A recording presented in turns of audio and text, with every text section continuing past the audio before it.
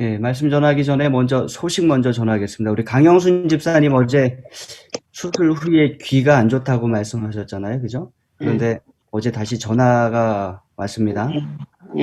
이비인후과를 가서 진료를 받아봤더니 귀가 잘 들리시더래요.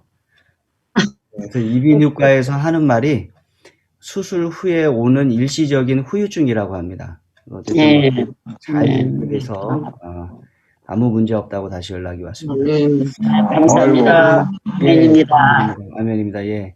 김 기자 집사님한테서도 전화가 왔습니다. 위장 수술 받으신 다음에 지금 잘 회복 중이시고요. 서울 따님 댁이 가까운 곳으로 재활병원을 옮기신다고 이렇게 말씀하십니다. 그래서 전한철 선생님은 어떠십니까? 이렇게 여쭤봤어요. 왜냐면 계속 이제 홀로 계시거나 아니면 누가 따로 돌보시는데 전한철 선생님은 그냥 세종에 계신다고 이렇게 말씀을 하셨어요. 그래서 여러분들이 두 분을 위해서 기도를 좀 해주셔야 될 것 같아요. 김기자 집사님하고 전한철 선생님하고 위해서 기도를 해주시기 바랍니다.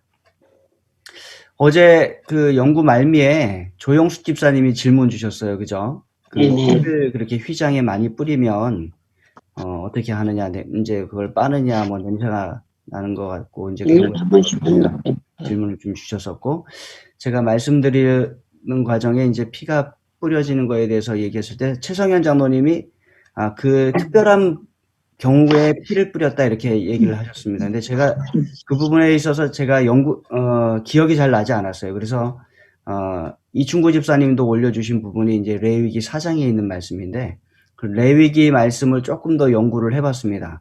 그래서 오늘 그 부분에 대해서 답을 좀 드리면서 같이 질문해 주신 부분과 그런 부분들을 좀 해석해가는 그런 부분을 좀 갖도록 하겠습니다.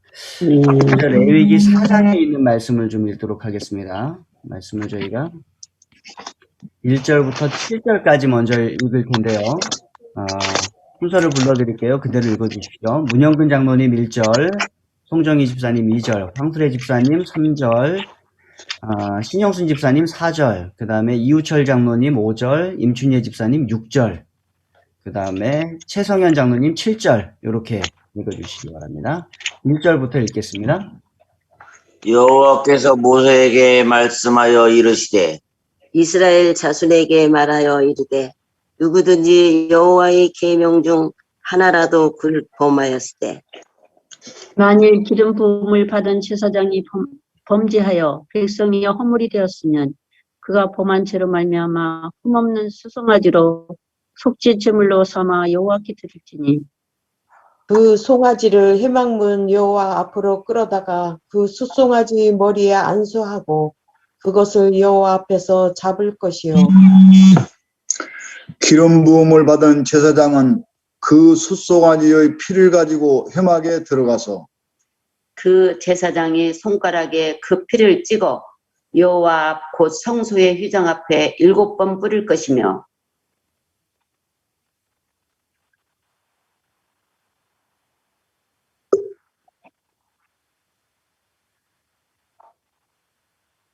네, 레위기의 말씀은 제사법으로부터 시작이 됩니다. 제사 규례에 관한 규정들이 1장부터 쭉 나오는데요. 1장에는 번제에 관한 말씀이 나오고 2장에는 소제에 관한 말씀이 나오고요. 3장에는 화목제에 관한 말씀이 나와요. 근데 이 번제, 소제, 화목제 이 모든 부분은 의무가 아니라 자원에서 드리는 제사들이었습니다. 그러나 이 4장에 나오는 속죄제입니다. 속죄제는 죄를 지은 사람이 하나님께 드리는 제사예요. 그런데 여기 부류가 좀 나옵니다. 제사장, 회중, 족장, 개인 이렇게 4부류가 나오고요. 의무적으로 드려야 했습니다. 그러니까 속죄제는 신분에 따라서 달리하면서 의무적으로 죄를 지었을 때 의무적으로 드리는 제사예요. 조금 절별로 설명을 좀 드리면 제사장의 속죄제는 4장 1절로 12절에 나오고요. 그 다음에 회중, 백성 전체의 속죄제는 13절로 21절, 족장의 속죄제는 22절로 26절, 그 다음에 평민의 속죄제는 27절로 35절까지 이렇게 나옵니다. 번제와 속죄제는 조금 달랐습니다.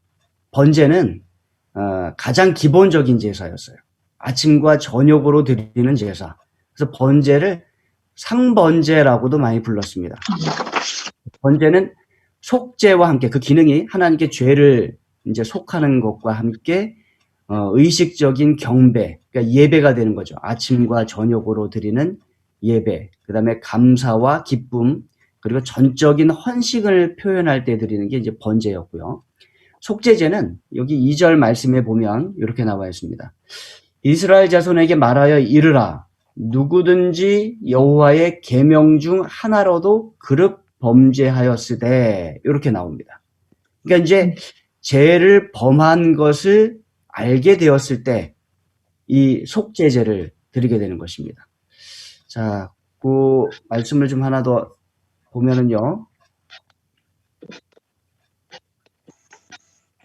오늘 히브리서에 있는 말씀이고요.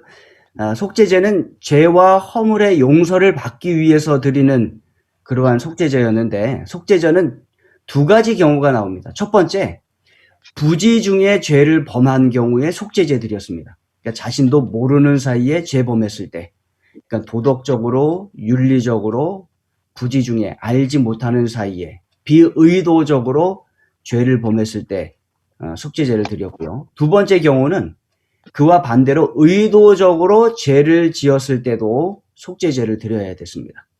그러니까 하나님께서, 근데 이 경우에는 하나님께서 받으실 만한 참된 회개가 동반되어야 했어요. 모르는 경우, 모르고 지은 죄의 경우에는 하나님께 그저 그러한 경우에 대하여 제사를 드리면서 용서를 구하는 것이고요. 의도적으로 죄를 지었을 때는 하나님께 반드시 회개를 하면서 하나님께 속죄제를 드려야지 그것이 효과가 있었다는 것입니다.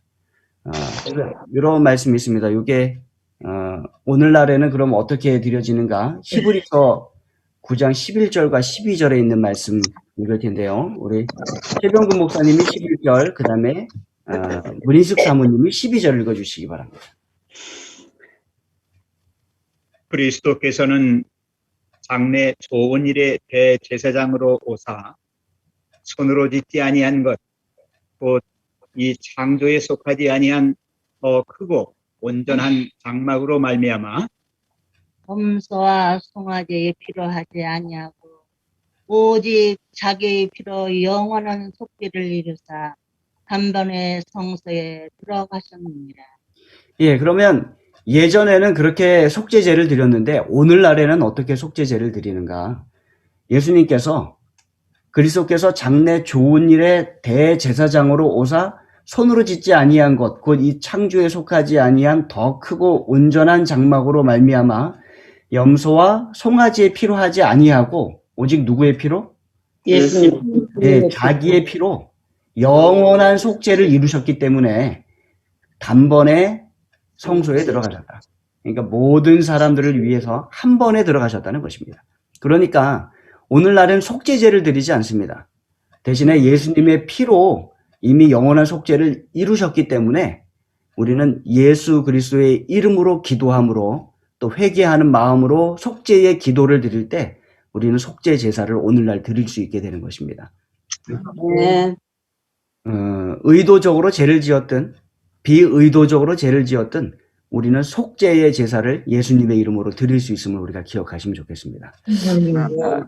그 앞에서 살펴보았던 말씀이 반복되는 말씀이 있어요. 14절과 23절과 28절을 읽으실 텐데요. 우리 김수희 집사님께서 14절, 정남덕 집사님이 23절, 그 다음에 조영수 집사님이 28절을 읽어주십시오.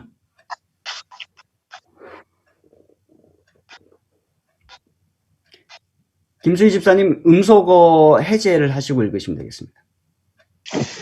그 범한 죄를 깨달았으면 회중은 숫송아지를 속죄제로 드릴지니 그것을 회막 앞으로 끌어다가 그가 범한 죄를 누가 그에게 깨우쳐 주면 그는 흠없는 숫염소를 애물로 가져다가 그가 범한 죄를 누가 그에게 깨우쳐 주면 그는 흠없는 암염소를 끌고 와서 그 범한 죄로 말미암아 그것을 예물로 삼아 이게 반복되는 말씀이 있습니다. 무엇이죠?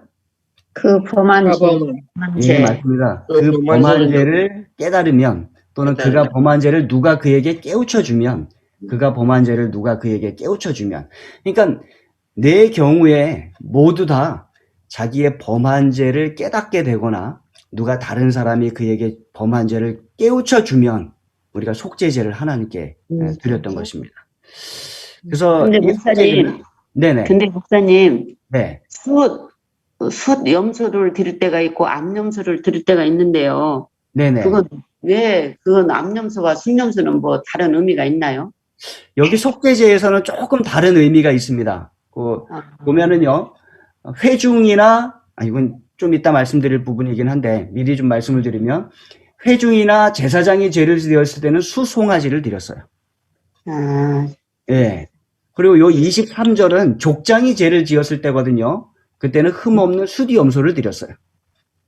그 다음에 개인이 평민이 죄를 지었을 때는 흠없는 암염소를 드렸습니다. 요거는 속죄제의 경우이고요. 다른 번제의 경우나 이제 본인이 그런 경우에는 조금씩 차등을 해서 드렸고 가난한 사람일 경우에는 비둘기까지도 이제 제물로 드릴 수 있도록 하나님께서 그렇게 네네 장로님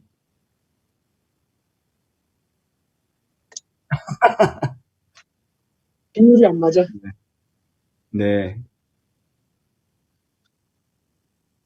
네. 아멘. 요거는 최성현 장로님의 그 생각이고요. 네. 성경에는 그렇게 기록되어 있지는 않습니다. 네, 네. 그래도 그럴 수 있어요. 그럴 수 있어요. 일리가 있어요. 어쨌든 하나님의 그 하나님의 성 넓게 생각하시는 그런 부분까지 말씀을 좀 해주셨습니다. 어쨌든 이제 가장 중요한 거는 죄를 깨달으면 이 속죄제를 드렸다는 것입니다. 근데 속죄제는 그냥 제사만 드리면 저절로 죄의 용서가 이루어지는 것이 아니라 속죄제를 드릴 때는 반드시 통절한 깨달음과 통회, 그러니까 통회. 죄에 대한 자각이 먼저 이시 그 다음에 제사를 드려야지 그것이 의미가 있다는 것입니다. 만약에 그러지 않고 제사 드리면 성소의 마당만 밟을 뿐이니라 라는 말씀을 우리가 하나님께로부터 듣게 된다는 것이에요. 그런데 이제 어제 드린 질문과 그 가장 관련된 그 말씀을 좀 보도록 하겠습니다. 속죄제는 두 가지 유형으로 크게 나누어졌습니다. 첫 번째는 제사장이나 공동체, 그러니까 회중 전체가 죄를 지을 때입니다. 제사장이 죄를 지을 때 모든 백성이 하나의 죄를 같이 지을 때 이렇게 하는 것입니다.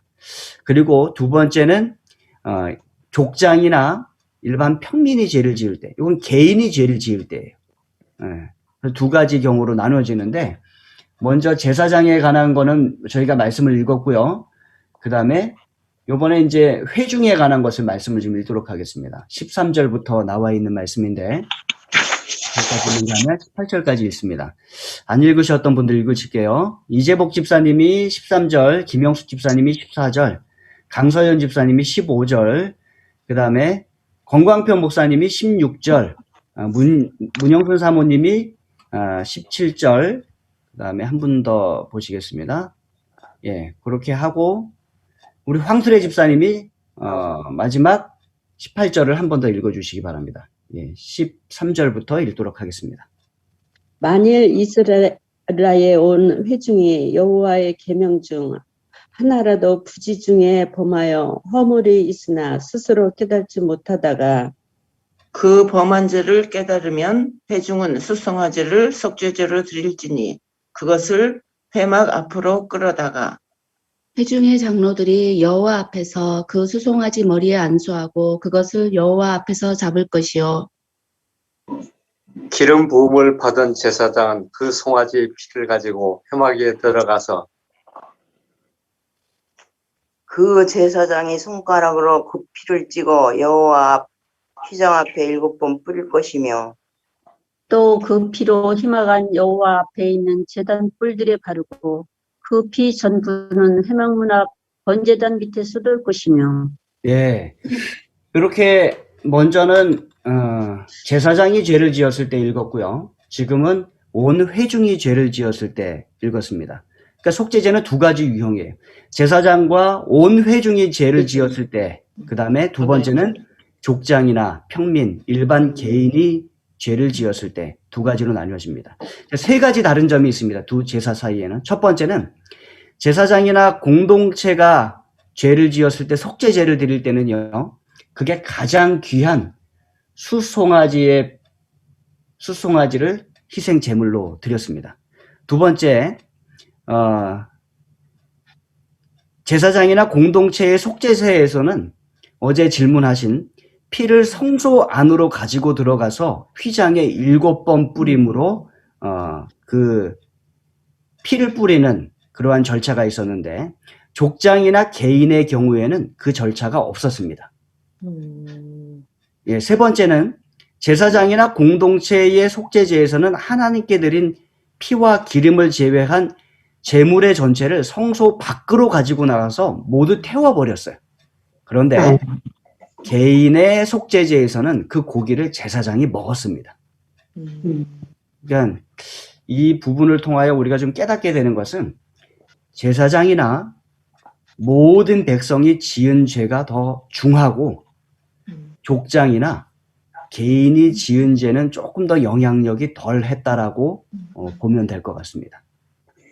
그래서 어제 질문하신 부분, 조영수 목사님이 그 휘장에 피를 계속 뿌리면 그 피가 계속 휘장에 묻으면 어떻게 되느냐라는 질문에 대해서 최성현 장로님이 대답을 하셨잖아요. 제사장이 지은 죄와 온 회중이 함께 지은 죄만 어디에 피를 뿌렸다? 휘장에. 피를 뿌렸다. 그래서 주석을 좀 살펴보았더니요. 그렇게 하는 경우에 피를 뿌렸기 때문에 실제로는 휘장에 피가 뿌려지는 경우가 성경에는 기록되지 않았다는 것이에요. 그러니까 얼마 없었다는 얘기가 되겠죠. 제사장이 죄를 지어서 속죄죄를 통하여 피가 뿌려지고 온 회중이 죄를 지어서 피가 회막 그 중간 휘장에 뿌려질 때 그런 경우가 성경에는 기록된 경우가 없고 또 그런 경우가 많지 않았을 것이라는 것이 주석의 설명이고 성소 학자들의 설명이에요. 그러다 보니까 우리가 국가적인 전체적인 이스라엘 백성의 범죄를 본 기록이 많지 않습니다. 그러니까 일부 백성들의 죄를 본 적은 있어요. 그러나 온 회중이 같이 지은 죄에 대한 기록은 성경에 한 군데 나오는데 고라의 반역도 아닌가요? 예? 고라의 반역 같은 그거는 일부예요. 일부. 온 회중이 아니라 예. 고라라는 족속. 예, 일부. 루벤 족속이라는 일부. 그런 일부가 거기에 참가한 것이지 온 회중이 가담한 것은 아니라는 것이죠. 예, 그런데 이제 금송아지 만든 사건 같은 경우는 백성 거의 전체가 이제 참가했다는 것입니다. 근데 그런 경우에 뿌렸기 때문에 이 휘장에 피가 뿌려지는 경우는 많지 않았고. 그랬네요. 네네. 그래서 이제 집사님 궁금증도 해결이 되었고, 예, 최성현 장로님께서 말씀하신 부분에 대해서도 제가 확인이 되었어요. 근데 제가 이제 이 부분을 생각하면서 느낀 것이 뭐냐면, 목회자가 다 기억하지 못한다는 거예요. 그죠? 목회자가 잘 모르고 있는 부분을 장로님이 아실 수도 있고, 집사님이 아실 수도 있고. 왜냐하면 성경이 워낙 방대하기 때문에 목회자가 그것을 통독할 때 다 읽었을 것이고, 또 공부할 때 어느 정도 공부했을 것입니다. 그러나 시간이 지나면 잊혀지는 부분이 있고 부분적으로 기억하는 부분이 있어요. 근데 제가 느낀 것은 예, 네네, 예, 화제는요, 장로님, 이건 제사법에 관한 건데 화제는 불로 사용해서 드리는 방법을 설명할 때 화제고요. 번제는 화제의 일종입니다. 그렇게 따질 때는. 예, 그런 제사법은 이제 분류별로 설명을 할 때 말씀을 드리겠습니다. 네.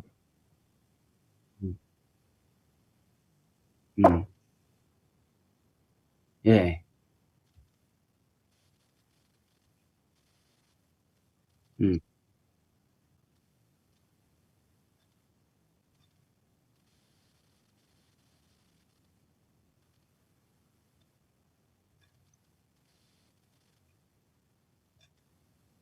네. 예, 그거는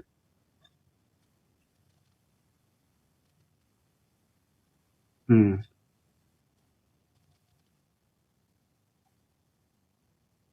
음.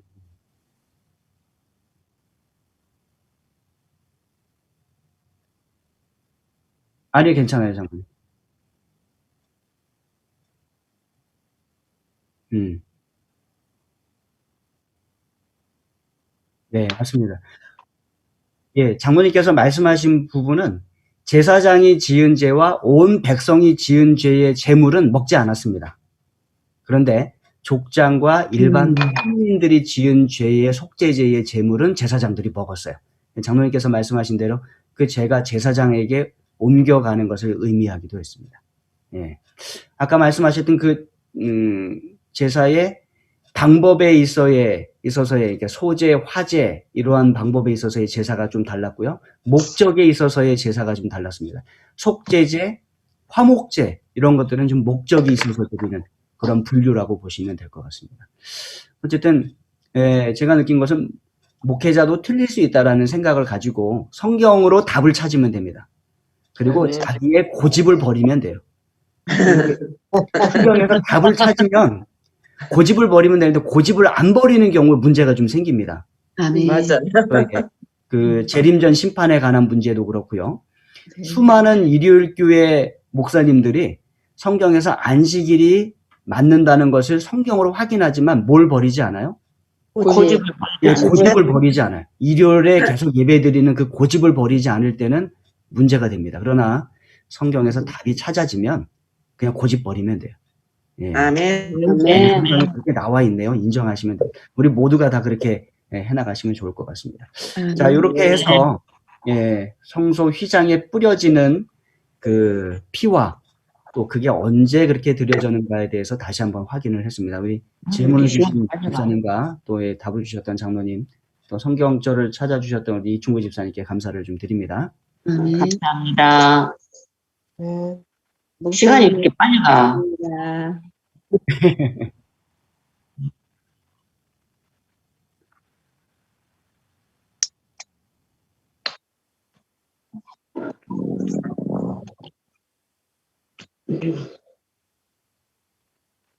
사랑의 주님, 이 아침에 저희들 잠에서 깨어 주님 앞에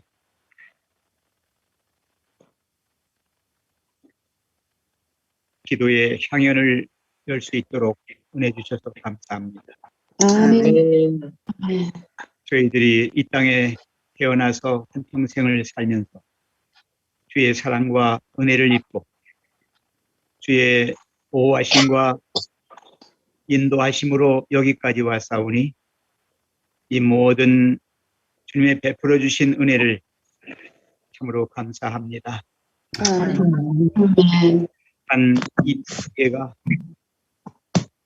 우리의 목전에 있는 새 성전을 짓기 위한 것도 있겠지만 하늘 가는 길에서 반드시 주님과 함께 동행해야만 한다는 것을 깨우쳐 주시고 다시 한번 새롭게 주님이 주시는 생명의 양식으로 우리가 먹고 살아야만 한다는 것을 더욱더 절실하게 느낄 수 있게 해 주시옵소서.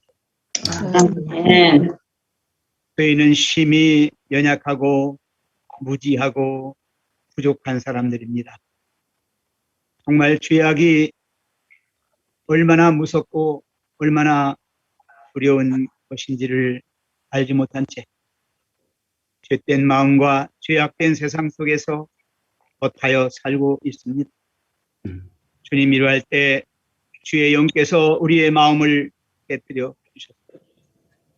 그 모든 죄를 느끼고 바라보게 해주시고 또 그것으로부터 구원받기를 원하는 심령 되게 해 주시옵소서.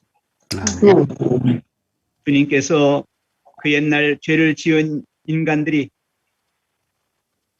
죄도 없는 정말 애매한 양이나 송아지나 다른 어떤 것들로 대체물로 삼아서 자기의 죄를 면하고자 했던 그 죄도 그것이 그것으로 그냥 끝나버린다면 헛된 제사가 되겠지만 우리의 대제사장 예수 그리스도의 피로 말미암아 우리의 모든 죄가 사해지고 우리가 정결함을 입어서 주의 영께서 우리 마음을 온전히 차지하고 그 안에 계실 수 있도록 된 것은 전적으로 하나님의 은혜인 것을 압니다. 이 모든 구속의 역사를 이루신 주님의 은혜에 감사를 드립니다. 아멘. 이제 우리 가운데 정말 연약하여 주의 도우심을 구하는 손길들 그리고 그 마음들 받아주시고 우리가 구하는 이 모든 것들이 주의 영광을 위하여 사용될 수 있는 거룩한 주님의 역사가 되게 해 주시옵소서. 무엇보다 우리의 구성전 매각을 원하고 새로운 시공자를 선택하여 새 성전 기공식을 갖고자 합니다. 이 모든 일을 아시는 주님께서 이미 계획하시고 이루시고자 기다리고 계심을 아오니 주여 마땅하고 또 가장 우리에게 현실적으로 적합한 그러한 일들이 일어날 수 있도록 은총 베풀어 주시옵소서. 육신과 영혼이 심히 곤비한 상태에 있는 주의 여종들, 주의 남종들 기억해 주옵시고 그들이 처한 상황에서 속히 나올 수 있도록 은총 베풀어 주시옵소서. 이 하루의 문을 열겠습니다. 주님께서 이미 오늘의 이 계획 속에서 주의 뜻을 저희들에게 알려주셨사오니 주님 뜻을 따라 사는 복되고 또 좋은 그러한 하루가 되게 해주시길 예수님의 이름으로 감사하며 간절히 기도하옵나이다. 아멘. 하늘에 계신 아버지 하나님, 우리는 죽을 수밖에 없는 죄인들이지만 주님의 그 십자가의 그 고귀한 그 피로 말미암아 저희들 사함을 받고 단 주께서 우리들을 사랑하시는 그 사랑을 저희들 감히 깨닫지도 못하고 있습니다. 아버지, 정말 우리가 이렇게 주님의 그 사랑을 받으면서도 왜 이렇게 마음속에는 아둔하고 저희들이 깨닫지 못하는지 모르겠습니다. 아버지요, 저희들의 죄를 낱낱이 주님 앞에 고백할 수 있는 저희 모두가 되게 하여 주시옵소서. 아버지 하나님, 우리가 지금 기도하고 있는 저희들 각각 생활에 있어서 우리가 어떤 모습으로 거듭나야 될 것을 또한 가르쳐 주셨사오니 우리의 낱낱이 고백하지 못한 모든 죄악들 또한 주님께 헌신하지 못한 모든 그러한 것들을 주님께서 깨우쳐 주시고 우리가 앞으로 주님의 일을 할 때 더욱더 열심을 내고 우리와 마음껏 또한 겸손하게 주님을 섬길 수 있도록 저희들의 마음을 주관하여 주시옵소서. 또한 저희들이 지금 기도하고 있는 것은 우리 새 성전 건축을 위해서 여러 날 저희들 모여서 기도하고 있습니다. 주님께서는 이 기도를 응답하여 주실 줄 믿습니다. 저희들이 또한 힘을 합해서 우리가 모든 것을 또한 합하여 연합하여 또한 우리 성전을 건축하는 일에 있어서 우리의 모든 것을 드리고 또한 주님께 기도하고 주님의 말씀을 순종할 때 주님께서 이루어지실 것을 믿고 또 우리 또한 지금 성전이 아직도 매각되지 않지만 주님께서는 우리들의 끈기 있는 모습을 보면서 그것을 매각해 주실 것을 믿습니다. 아멘. 저희들이 도와주시고 우리들에게 끊임없는 주님의 사랑을 느끼면서 그것을 실천할 수 있는 저희 모두가 되게 하여 주시옵소서. 우리 또한 새 성전 건축하는 일이 있어서 여러 가지 절차가 많이 있습니다. 주님께서 그 절차 하나하나에 주님께서 관여하여 주시고 우리 또한 모두에게 기회를 주셔서 그것을 짓는데 하나님께 모든 것을 맡기면서 우리가 그 기초부터 단단히 할 수 있도록 주님 도와주시옵소서. 우리를 위해서 기도합니다. 우리 정남덕 집사님 정말 여러 가지 고생을 많이 하고 있습니다. 아버지 그 기도를 들어주시고 그 마음 가운데 많은 고통이 있을 줄 믿습니다. 주님 그 모든 것을 들어주시고 속히 나음을 입을 수 있도록 주님 도와주시옵소서. 어떤 우리 김기자 집사님 어떤 여러 가지 어떤 모험으로 인하여 많은 고생을 하고 있습니다.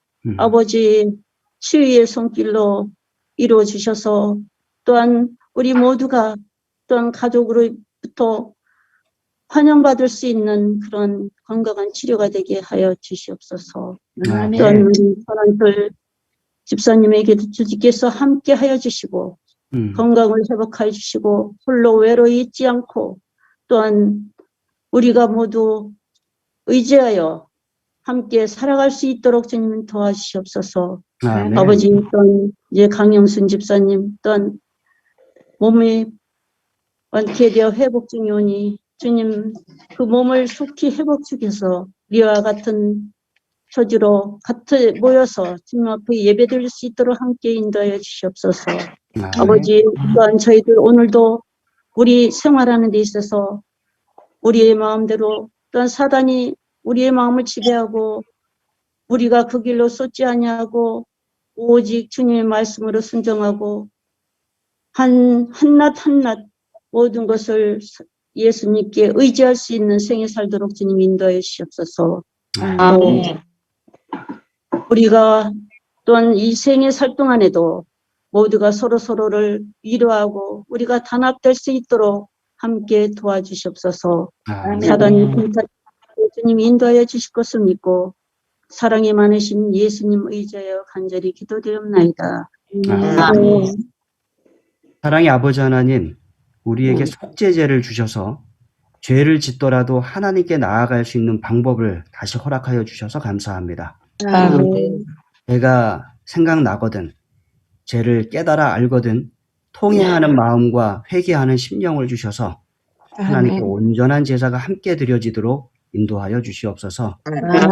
개인이 하나님께 눈물로 기도하는 것 하나님 들으시고 예수 그리스도의 이름으로 사해 주시옵소서. 하나님 성전 건축을 위하여 계속해서 나아가고 있습니다. 상가교회의 매각을 속히 이루어 주시고 좋은 시공사를 준비시켜 주시고 또 절차들 하나하나를 순조롭게 밟아갈 수 있도록 하나님 인도하여 주시옵소서. 오늘 하루 우리 모든 성도들이 하나님의 은혜를 입는 귀한 하루 되도록 축복하여 주시옵기를 예수님의 이름으로 간절히 기도드립니다. 감사합니다. 하셨습니다. 예. 오늘 그 직원회를 잠깐 줌 이후에 하려고 합니다. 새벽 기도회 이후에. 그래서 우리 집사님들은 먼저 좀 나가셔도 되고요. 그다음에 직원회 하실 그 직원회 회원들은 남으셔서 함께 직원회 하겠습니다. 인사하시고 나가시면 되겠습니다. 좋은 하루 되시기 바랍니다. 감사합니다. 감사합니다. 행복한 하루 되세요. 행복한 하루. 네, 좋은 하루 되십시오. 네.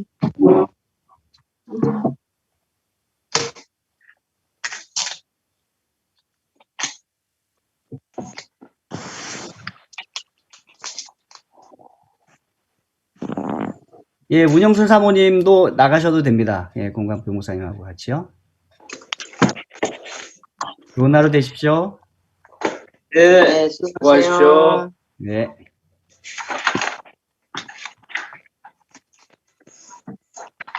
네, 임시 직원입니다. 왜 갑자기 제가 그 주말 부흥회를 계획하게 됐는가 하면 이제 여러 절차에 있어서 이게 있어야 되니 없어야 되니 이제 우리가 계속 의견에 좀 어려움이 있더라고요. 그래서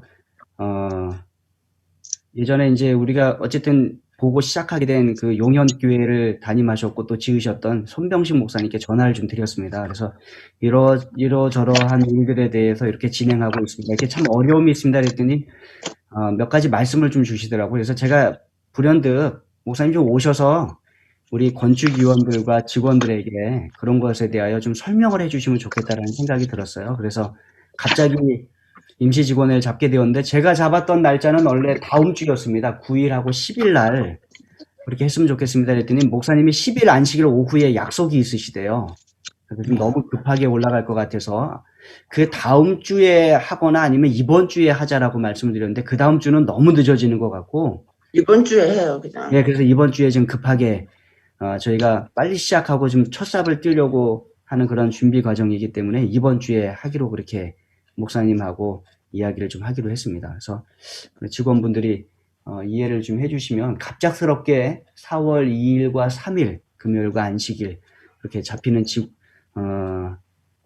주말 부흥회를 이렇게 좀 저희가 결의를 좀 해주시면 저희가 진행을 하도록 하겠습니다.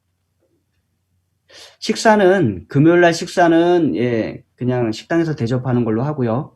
지난 그 주말 부흥회 때는 우리 이재복 집사님께서 강사 목사님 식사를 다 준비해 주셨고 대접만 저희 집에서 했습니다. 어쨌든 그렇게 했는데 이번에는 호텔에 오셔서 그 아침 식사를 그쪽에서 하시는 걸로 하고 저희가 과일을 조금 더 준비해서 목사님께 지금 드리는 걸로 이렇게 하도록 하겠습니다. 간소하게 가겠습니다. 이렇게 점심 식사도 지난번에도 이제 너무 저기하게 하셨는데 그냥 단출하게 이렇게 하시면 좋을 것 같아요. 너무 준비하시냐고 집사님들이 또 안식일날 분주하고 바쁘신 것보다는 그저 미리 좀 주문을 해가지고 단출하게 하겠습니다. 뭐 김밥이나 이렇게 해갖고 간소하게 해서 너무 복잡하지 않도록 그렇게 준비를 좀 하도록 하겠습니다.